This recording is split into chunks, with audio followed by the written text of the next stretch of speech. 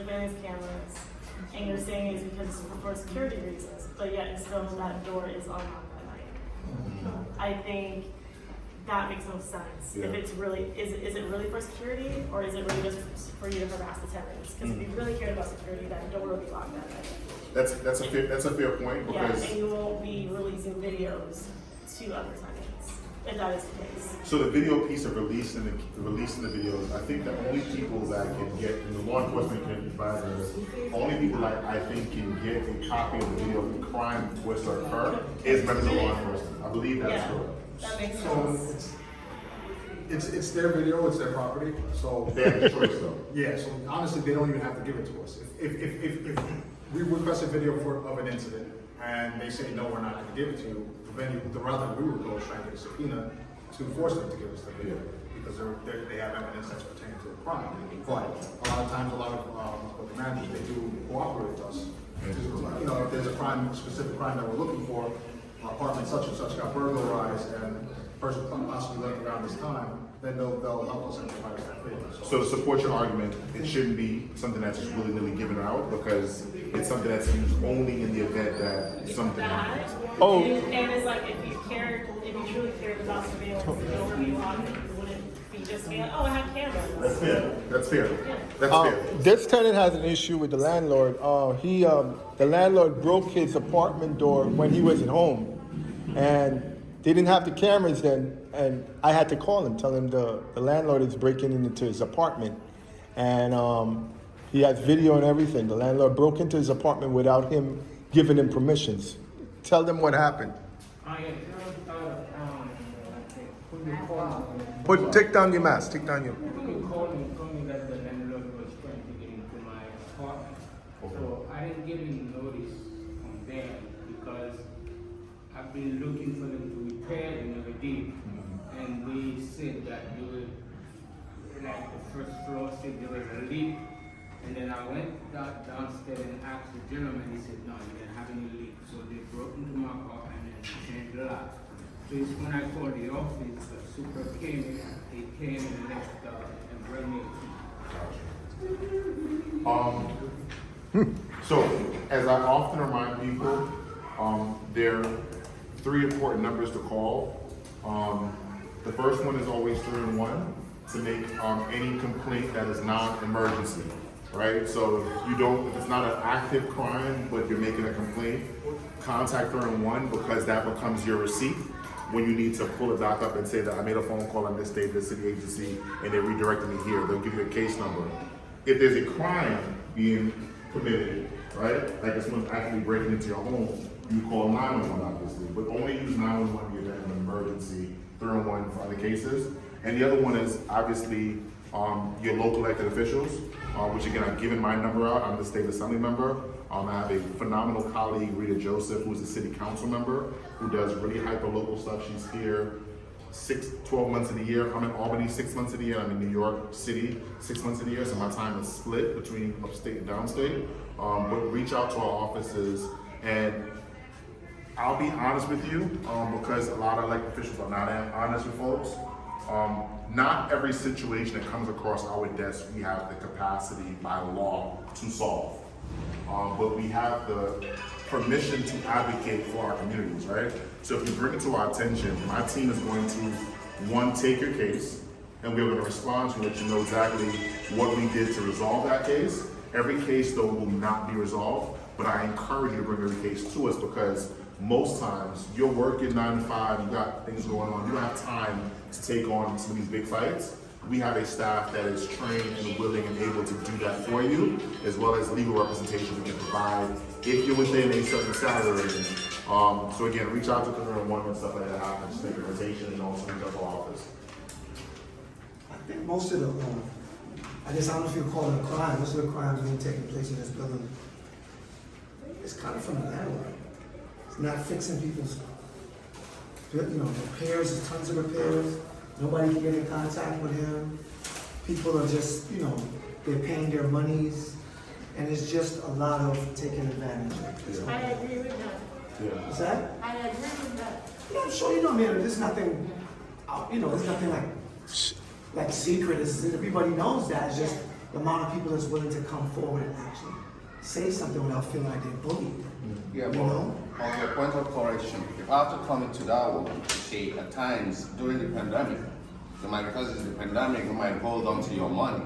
Like people like me, I don't want to hold on to my money. I gotta pay it to them. You understand? So some people might say they didn't repair my apartment or something, they don't want to pay. No way. Just pay your money, get your receipt. Whatever happens, lady complain. I've been laying complain for a long time. I have leak since 2018. I have like fallen ceiling. They did whatever they did, shadow work, whatever, everything is still leaking. I know. But I'm still paying my rent till today. I know where I hold them on. I know what to do. You understand? But I just don't want them to say I owe them money. That's it.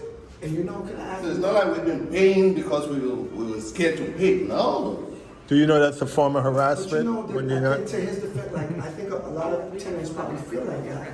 Because they feel like, oh, you know, I want to pay, and then you kind of settle. You shouldn't have to settle. That's for right. paying money Actually, it's not and been deal with settling. leaks and deal with things that's not good. Because you know, I I'm don't sure think it's been nobody settled. here wants to be in an apartment, no matter how much money you make. You want to be convenient and relaxing. Exactly. That's why it's called home. Yeah. It's called home for a reason. You're not living on the street. Yeah. Where it's a shelter, I made a box and now I gotta. No, you know, like people, and I think that's their defense. I think that's what's going on. A lot of people are just programmed that way, and they feel as though, oh, you know, I can just, it'll be okay. No, it's not okay. I'm here to It's tell not you. being okay. it's Nobody not- wants to be okay. It's not okay. Yeah. It's Nobody not wants to okay. be okay. It's not okay I to mean, live like that. you want to go out from your apartment, you want to look good. You understand? You don't want to stay in a shitty place like hell. You understand? But what I'm saying, like, on my own situation, I just don't want to hold on to nobody's money.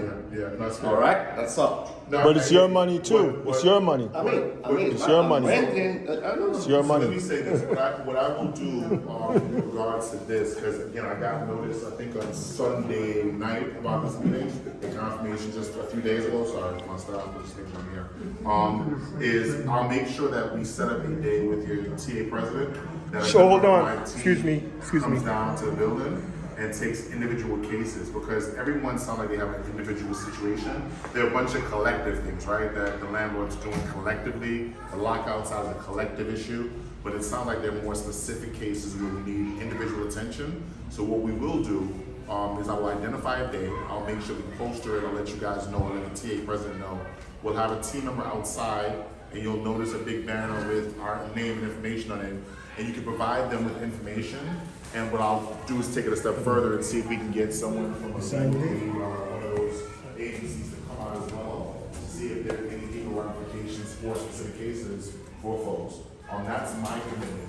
But again, I'm coming into this tonight, not hearing everyone's cases, but realizing that when people like this gather in a lobby at 8 o'clock at night, it must be serious enough for folks to get together, because oftentimes, like you said, we suffer in silence. We just pay our rent and we move on.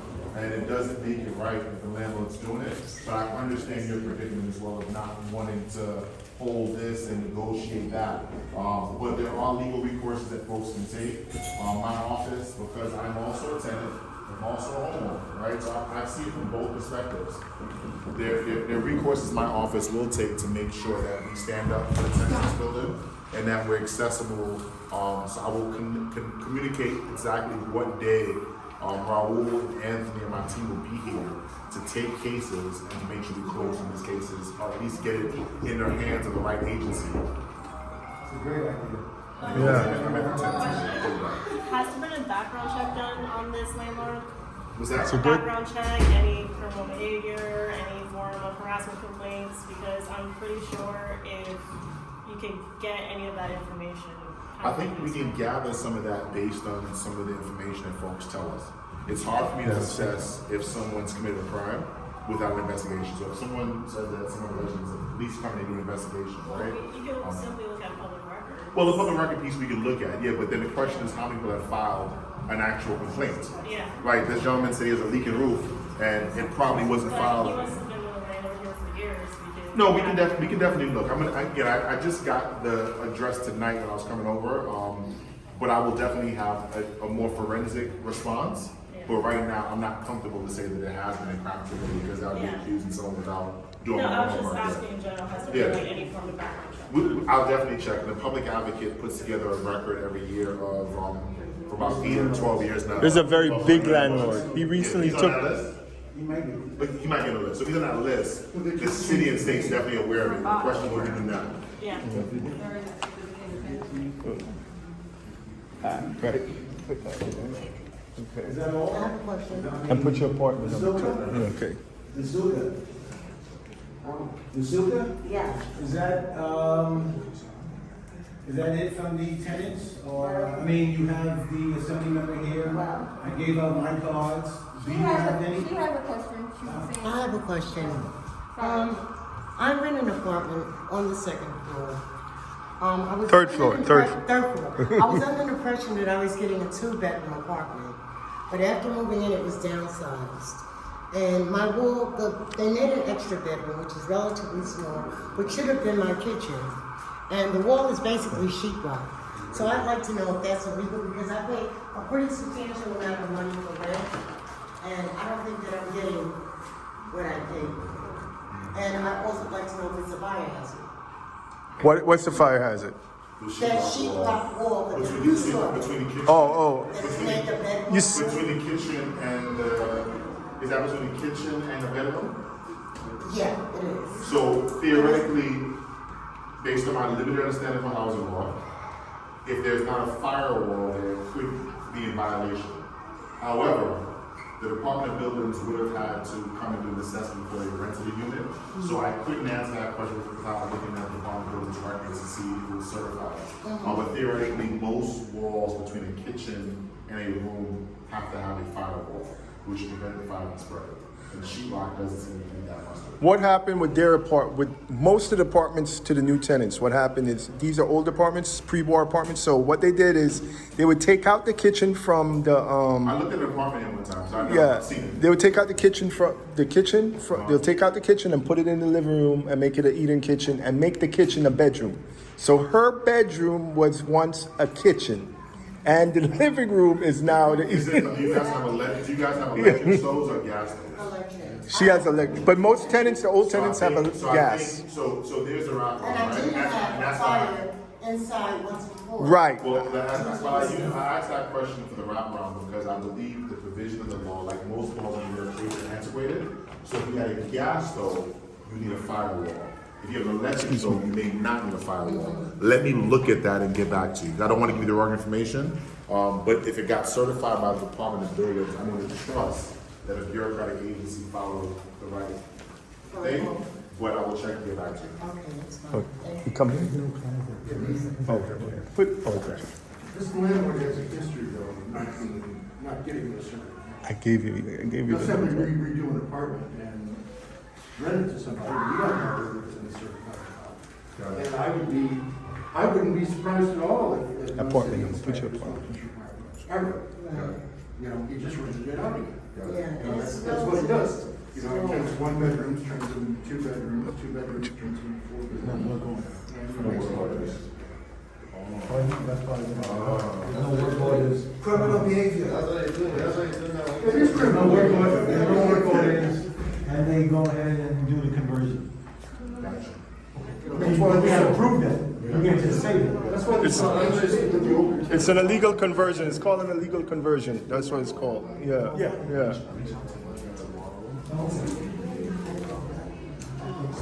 Put your apartment number, right?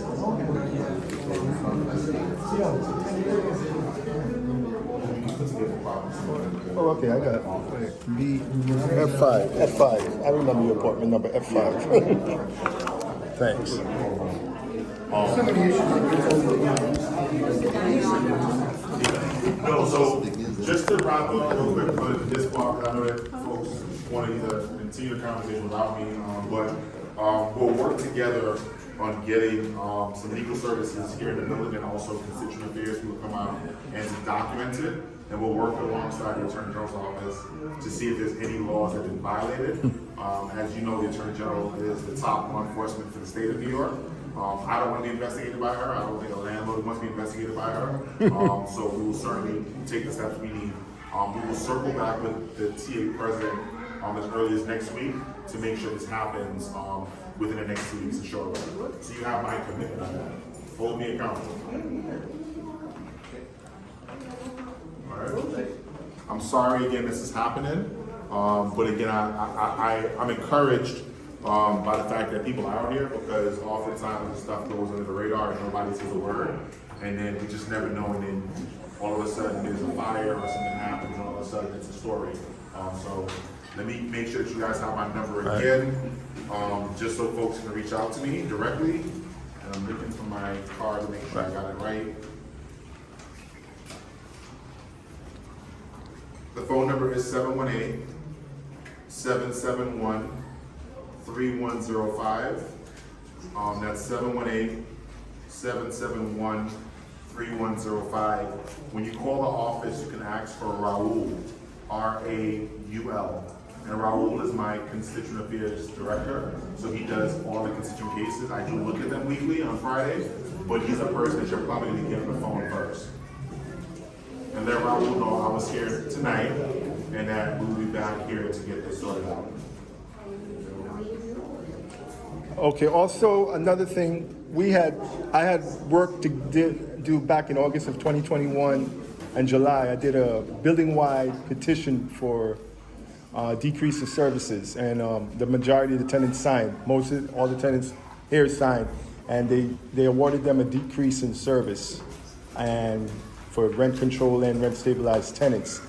So they want to know, a lot of people want to know, what are their rights if the landlord doesn't give them the grant, the restore, what is it called, the decrease, the abatement. They don't give them the abatement. They Yeah, have to honor that. yeah. Okay. Because sometimes they don't honor it. That's why I said it sounds like a lot of the issues are like generic issues, but I feel like there are a lot of very specific cases. And I want to give people the personal space to identify their personal cases. So that's why I'm going to send some of my team back out here to deal with folks one-on-one. And again, we'll have a table here. You'll see a tablecloth. You'll know it's us.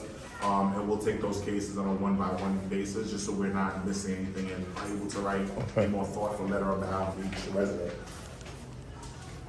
So just before Brian and myself leave, remember what we talked about earlier about the complaint forms?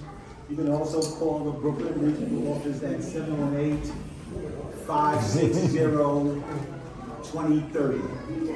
And even more specific, 2024, which would be my extension. So then I can walk you through the complaint form. All right? Thank you, guys. Okay. And I'm sorry. So give a round of applause for Mr. Brian Cunningham, Assemblyman. Thank you for coming out. All right. We really do appreciate you guys. No, I appreciate thank you. Okay. You're the only one that showed up, so that means something. I work for you guys. Your thing recorded the whole thing? Yeah. Send it to me so I can I'm gonna put it on YouTube. Hey, yeah, man. I'm gonna put it on YouTube. Tiger Cub. I'm gonna send it. I'm gonna put it on YouTube. Yeah. Thank you. Your son looks just like you. He looks just like you. Huh? I put it. No, it was a quick meeting. Yeah, I told a lot of. I told a lot of people though. I put it on. I was trying to call you though, but your phone was off. I was trying to call you to tell you. Yeah. This is a lot of work on your part.